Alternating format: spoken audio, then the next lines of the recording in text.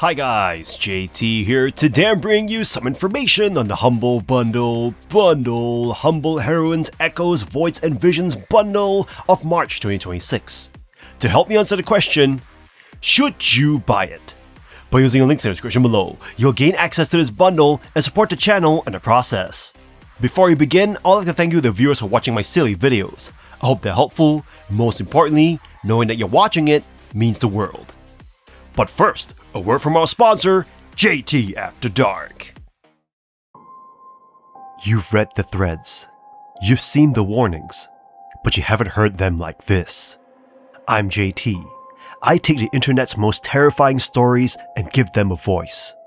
From Reddit's deepest archives to the legends that haunt the web, I bring the horror to life. Join me on JT After Dark. Subscribe now and let's see what's hiding in the shadows. Anyway, let's get into this. And number 1 we have The Medium, a third-person psychological horror game from Bloober Team that channels the eerie spirit of classic Resident Evil titles, but trades combat for stealth, puzzle solving, and deep narrative immersion. You play as Marianne, a medium able to walk in both the living and spirit worlds simultaneously, often literally via split-screen sequences that connect and contrast the two realities. At its best, the medium grips you with haunting atmosphere and a mystery that rewards patience. Fixed camera angles and detailed environments evoke constant tension, keeping you unsure what's lurking just beyond your view. You'll sneak past supernatural threats, solve environmental puzzles, and piece together a disturbing story centered on trauma, loss, and moral ambiguity. While the puzzle mechanics don't always stretch your brain, the brisk pacing ensures you're constantly moving through new, unsettling discoveries. What truly makes The Medium shine is its writing. The emotional depth of the story, centered around abuse, grief, and redemption, feels authentic rather than exploitative. The voice performances, especially Troy Baker's chilling antagonist, anchor this experience with genuine gravitas. Complementing the horror is an exceptional soundscape and an evocative score by Akira Yamaoka and Arkadiusz Rakowski, which brings quiet melancholy and sudden dread to life. Unfortunately, graphical hiccups and performance drops, especially on switching realities, can break immersion. Character animations are also stiff. But despite technical blemishes, The Medium succeeds in what matters, telling a haunting, mature story that lingers long after you've left the Niwa resort behind. And number 2 we have Sorry We're Closed, a retro-inspired survival horror game where you play as Michelle, a heartbroken shop assistant thrust into a surreal nightmare by a seductive, heart-hungry demon named the Duchess. If you're a fan of old-school survival horror, like Silent Hill or Resident Evil, this game channels their spirit with fixed camera angles, eerie corridors, and unsettling encounters. But unlike its inspirations, Sorry We're Closed pairs its horror with surprising emotional depth and stylish flair. You'll find yourself exploring a hellish dreamscape, where talking crows devour dreams, seductive demons haunt your sleep, and every character hides something beneath the surface. The story unfolds in a persona-like cycle. By day you explore the town, chat with a cast of charmingly flawed locals, and shape relationships through dialogue choices. By night, you're plunged into twisted dungeons where you must survive traps, puzzles, and combat. Though the combat is arguably the weakest part. Fights are frequent and awkward, sometimes dragging the pace down just when you're most invested in the atmosphere or story.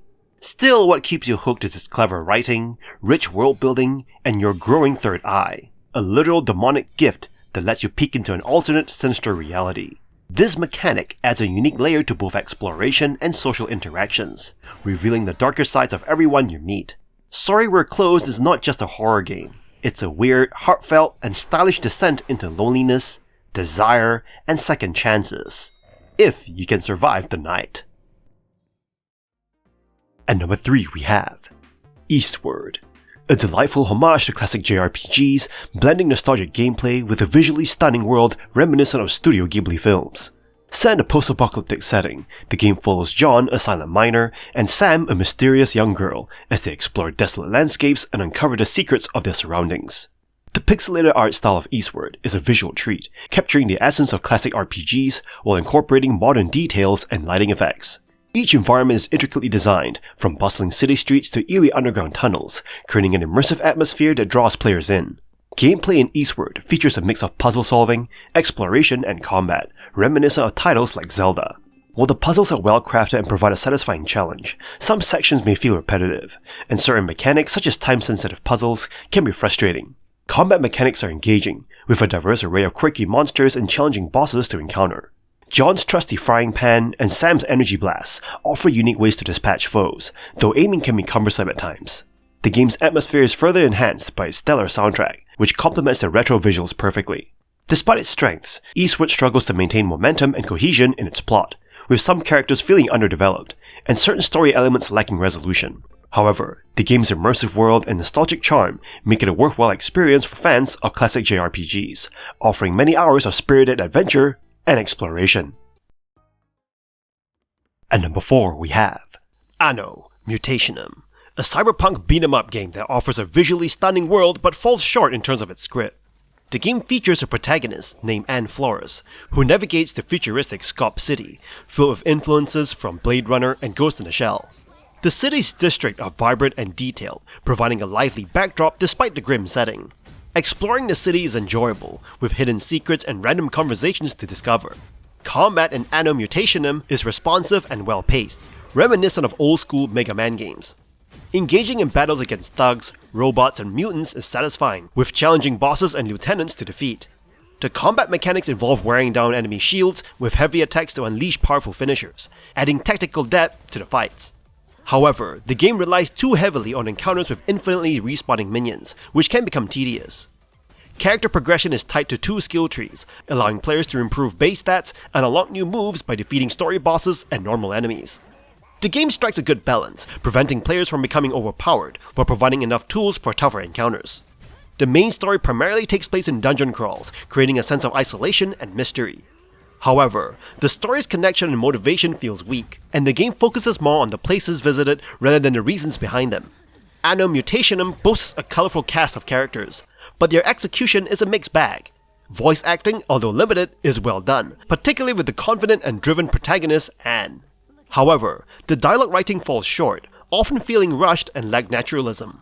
The game introduces numerous characters in one-off cutscenes, making it difficult to understand their significance until later in the 20-hour story. The plot becomes overly intricate, leaving many characters underdeveloped and underutilized. Anne's best friend, Ayane, a bubbly holographic sidekick, provides a stark contrast to Anne's stoicism, but can sometimes come across as overwhelming. In conclusion, ANNO Mutationem offers a visually impressive cyberpunk world and satisfying combat mechanics. However, the game's script and character development could have been stronger, hindering the overall experience. At number 5 we have Cabernet, a narrative-driven role-playing game that invites you into a richly painted gothic world where your choices shape the humanity or monstrosity of your immortal existence. You awaken as Liza Morozova, a brilliant 19th century woman resurrected as a vampire, and the game immediately hands you control over who she was in life and who she will become in undeath. Through dialogue-based quests, stat-driven interactions, and relationship-shaping decisions, you craft a personal story that feels uniquely your own. Exploring a small Eastern European town becomes the heart of the game. Each night, you spend limited action points speaking to townsfolk, forming bonds, studying, and uncovering supernatural secrets. Feeding is both a necessity and a moral dilemma. Living humans sustain you, but draining them too far can end their lives and permanently alter the story. The relationship system adds genuine weight to every choice, especially when romance, trust, or fear intertwine with your hunger. What makes Cabernet unique is its atmosphere. Gorgeous hand-painted backdrops, papercraft-like characters, and a haunting piano score that perfectly captures the melancholy of eternal life. Side quests often outshine the central narrative, offering emotional, clever, and sometimes tragic stories that deepen the world. While vampiric abilities are limited and the main plot occasionally fades into the background, the strength of the characters and the freedom to shape Liza's morality make this an unforgettable RPG. You won't just roleplay a vampire, you will inhabit one. At number 6 we have Ereban, Shadow Legacy, a third-person stealth action game that casts you as Ayana, the last of a forgotten race called the Ereban.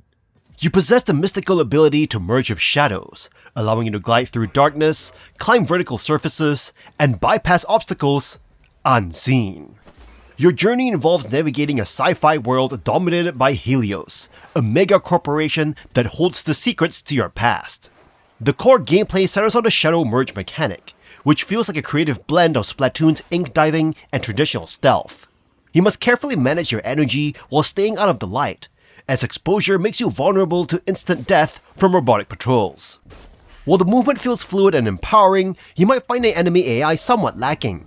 Guards are often easily circumvented, and the stakes rarely feel high enough to demand mastery of your full toolkit. Visually, the game utilizes a stylish cel-shaded aesthetic that complements its moody atmosphere, though some environments can feel a bit sparse.